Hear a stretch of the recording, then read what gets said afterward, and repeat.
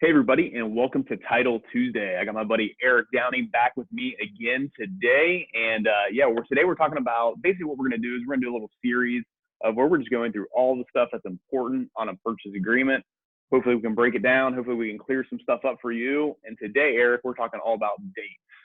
So all the dates that are important to a purchase agreement. So when I think of the dates in the purchase agreement, for me as a wholesaler, I'm thinking of like the contract date that I'm sending it, the date that it expires, but then there's also the day that the date that it's signed, the date that you want to close, all those types of things. So how about I go first? I'll talk about how kind of those dates are important to me as a wholesaler, and then you can kind of take it over from there.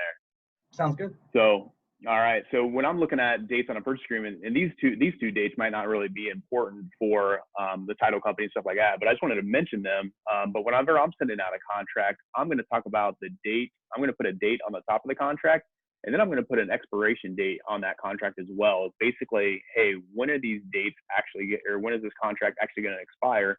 Because maybe I want to create a little bit of urgency for that seller. I want to say like, hey, this offer's only good for 24 hours or 48 hours or a week or whenever it is. So I'm always going to make sure that my purchase agreement has a date on the top of it, so I know what date I'm sending it. And then I'm also going to have down towards the bottom, I'm going to have basically when that date or when that contract expires. So they know like, oh, okay, I only have 24 hours to sign this.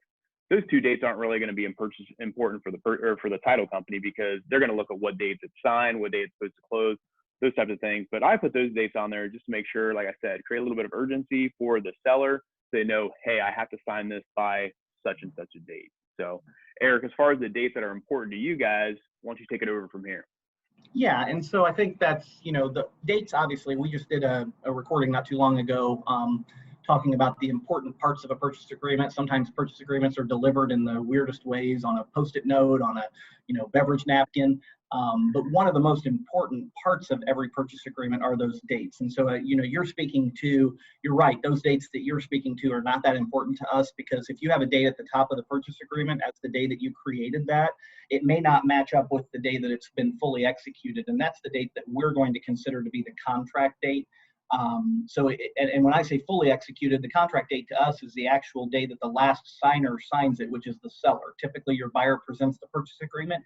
They may sign it a day or two before the seller signs it. And so we consider the contract date to be that date that it's been fully executed. The most, I guess, in terms of recent, like that's the most recent date to it being presented to us.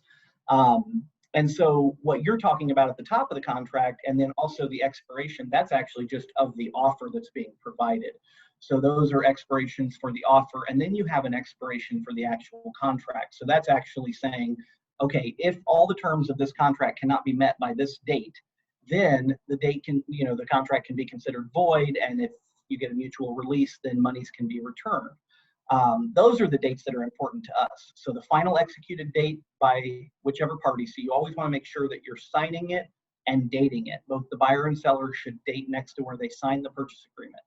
And then in the area where you talk about the expiration of the contract, not the offer, but of the contract once it's been executed, that is important, because we need to know, when is this not going to be a valid contract anymore? We need to make sure that we're trying to close it.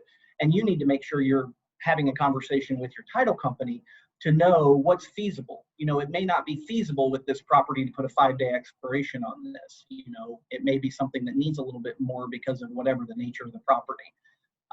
So dates are very, very important. We look at the executed date by the signatures and then the actual expiration of the contract, and everyone does that a little differently. Yeah, good stuff. I think it's just to point out one other thing that you mentioned, I think is really important, that I think some people miss, is that contract is not actually valid, or that contract, the date, you can't really count on a date until both people have signed that contract, and that's the date that it really goes by. Just because you sign it one day doesn't mean that contract's good, and you kind of go from that date. It's whenever both parties have signed that contract, and that's the date that a title company is going to go by. So that's right. Awesome stuff, Eric. Really appreciate that. And we'll see you guys next week when we get to dig into the purchase agreement a little bit more. So take care.